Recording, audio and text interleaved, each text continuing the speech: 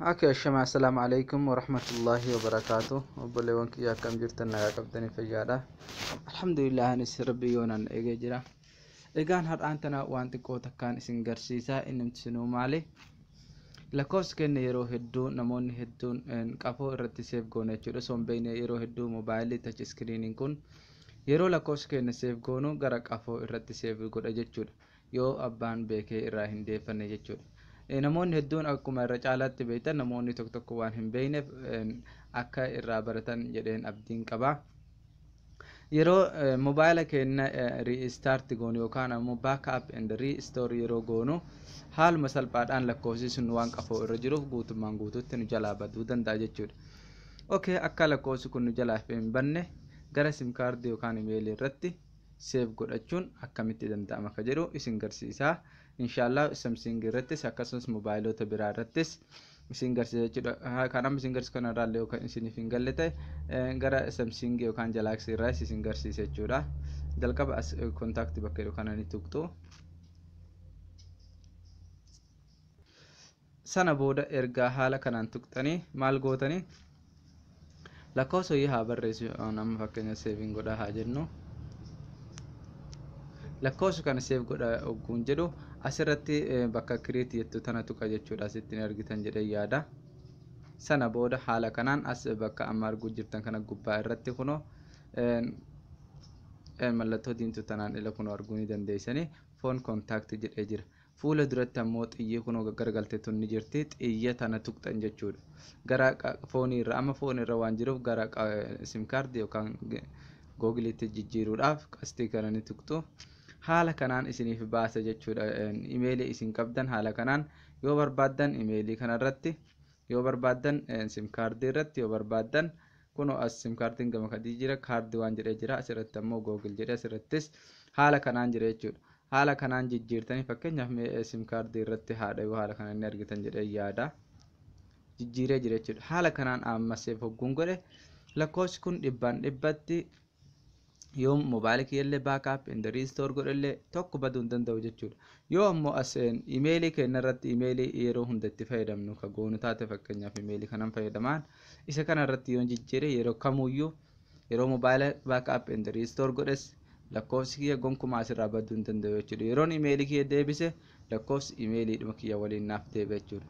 Okay, lakkoofsa imeelii irra jiru san akkamitti gara sim kaardii deeffannee egaa backup and restore goonee yogguu jenne gabaabumatti kontaaktii keessanii seenna haala kanaan ergaa keessa seenne maal goona jechuudha. Bakka kanatti jechuudha mallattoo sittingii kana moobaayila Samsung irraa isin garsiisa ni tuqna jechuudha. Yookaan moobaayila keessan gama gadii as naannoo kan sarara sadii jirtu takka jirti. Isii sana irratti gochuu dandeessi yookaan ammoo gaman argamuu dandeessi. Okay, haala kanaan sana booda import bakka jettu kana tuqna jechuudha. Asirratti important ka jedhu kana tuqna. Sana booda maal irraa akka gara ol baasuu barbaannu inni barbaanna jechuudha. Asirratti import from storage jedha. Storage qafoo keenyarraa jedha. Asitti import from sim card jedha. Import from another phone jedha. Import to storage jedha. Okay, haala kanaan import card haala kanaan jira jechuudha. Ka barbaaddan dhoytaniiti haala sanii sana booda amma imeelii kanarraa jechuudha gara qafootti ol deebisuu waan barbaaduuf imeelii kana hogguun tuqe lakkoofsi imeelii kanarra jiru hundi isaanaaf deebi'a jechuudha. Okay, gabaabumatti gama biraatitti jechuudha inni kun haala kanaan jennee jirra. Lakkoofsi keenya haala saniin seef goona. Okay, gara Samsungitti isin dabarsa jechuudha. Samsung irraa akka isiniif galuuf moobaayilii garaagarummaa waan qabuuf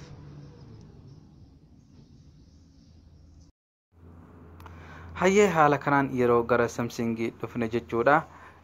Galaxy yookaan Samsung irra yeroo dhufnu as phone contact bakka jedhu kana jechuudha.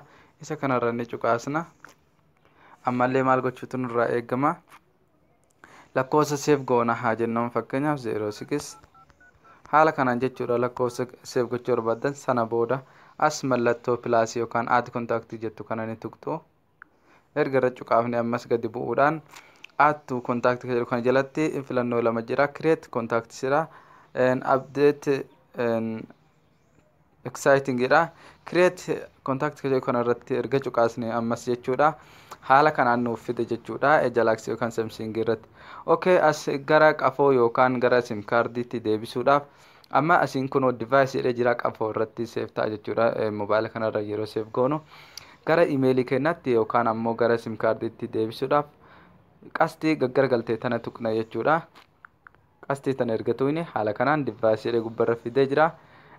Diimaadha kanarra kan jiru amma device irra jiraachuu isaa agarsiisa. Asitti sim kaardii waan irra jira.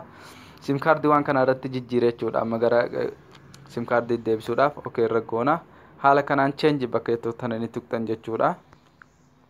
Haaluma salphaadhaan akkatti change ta'ee jira jechuudha. Amma asirratti sim kaardiitti deebi'ee jira jechuudha.